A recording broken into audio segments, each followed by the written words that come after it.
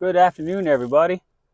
So I am transitioning very slowly all my videos and my messages over to YouTube, seeing as though TikTok is most likely on its way out. And I don't quite agree with one, the audience or the platform itself.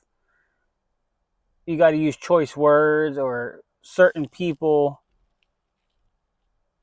target certain people to get them banned purposely, like with the words, Jesus unalived himself so that all who believed in him shall not perish but have everlasting life. Doesn't really make sense when you talk like that. But so today I'm going to talk about a vision I had, and it's a repeating vision, and I see myself in darkness, and there's a raging ocean around, and it's lightning, it's thundering, and waves are crashing, and there's wailing and screaming, and it's like the eye of a storm. It's almost as if you're in the middle of a hurricane. And I'm in the boat. But then I see Jesus.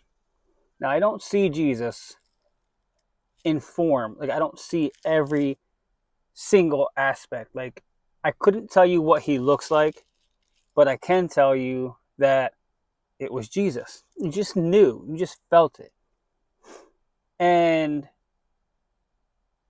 as soon as Jesus came around, the storm would just stop. Everything would stop. All the waves, the raging seas, the lightning strikes, the thunder, everything would just stop. It would just cease. But then I would wake up. And it happened in various times, various situations it would happen, where I was in the boat again and the storm was raging and raging and raging. But then people would show up and the storm would stop. And this happened maybe 2, 3 days in a row. And I'm thinking to myself, why? What is it that nobody can see the storm but me? And I'm praying about it, and I'm asking for discernment. Like, God, what is this? Why am I? Why do I keep having this dream? Why do I keep having this reoccurring thing inside of my head where it's like, why do I keep ending up on this boat? Why do I keep going through this storm? What is this? And I pray about it, and I pray about it, and then it becomes clearly evident.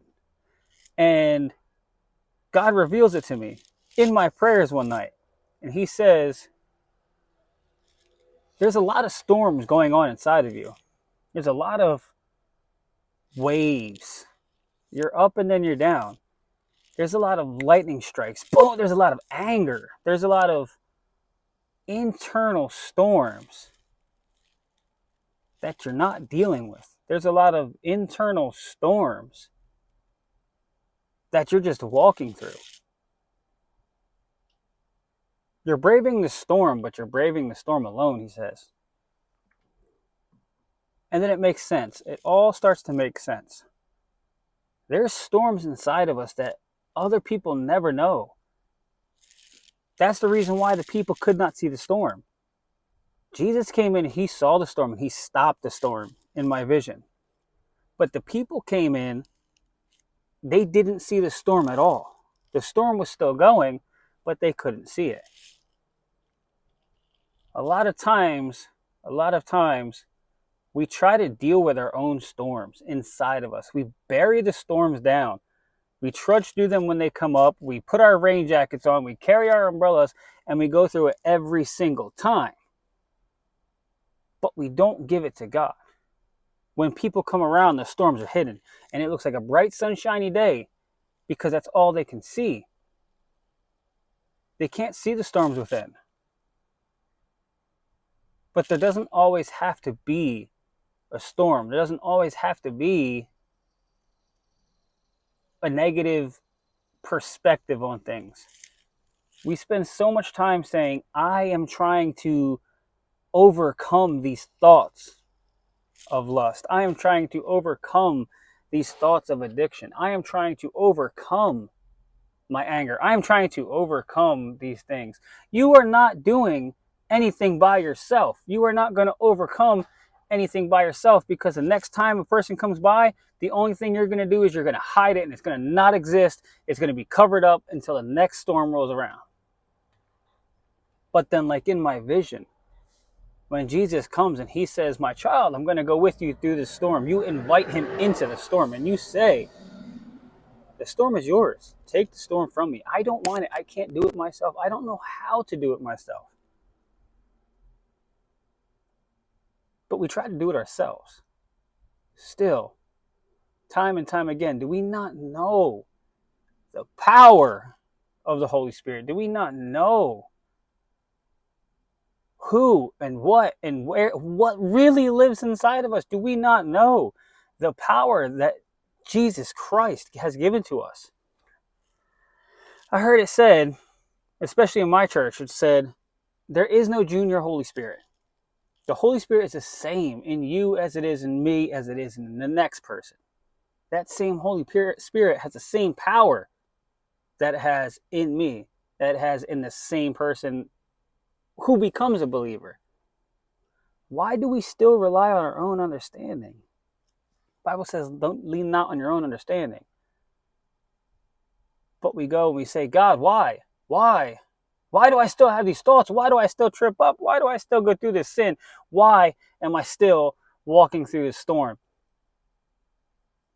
Well, why do you not ask God to deliver you? Why do you not use the power of the Holy Spirit that says, I will deliver you from afflictions? Why do we not utilize the power? Is it all because of doubt? Because a lot of times doubt sets in. I know I can be delivered from this. I know you can deliver me from this. But then in the back of the head, we're thinking to ourselves, why would he? Why would he deliver me? Is he really going to? Is he really big enough? I haven't seen him walking down the street with me, so is he really even there? Of course he's there. Yes, he's there. But the fact of the matter is, Jesus can calm the storms. He will calm the storms. The storms that we hide from other people and pretend like everything's okay, he will calm them storms. He will take us out on the water and say, walk on the water, my child, and you will walk to him. With God, all things are possible. We don't have to hide the storm anymore. We don't have to cower away from the enemy that attacks us. We don't have to spend our lives looking behind us 24/7 going, where's the next attack? Today was too much of a good day. Is it coming? There it is. No, we don't have to do that. We know that God goes before us. He goes behind us. He goes left, right, and sideways. He goes all around us. He fights for us. So tell me, are you giving the storm to God? Are you giving the situation to God? Are you giving your life to God? Are you saying, God, deliver me from this? And I know you will deliver it from me because it is in your will. Deliver me from this addiction. Why? Because you don't want your people to be substance abusive. You don't want your people to be addicted to lust. You don't want your people to go through these things. And then believe it.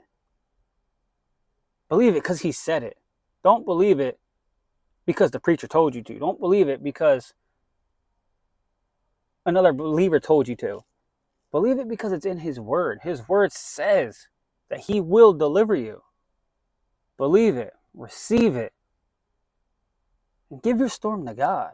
Give your storm to God because he cares about you.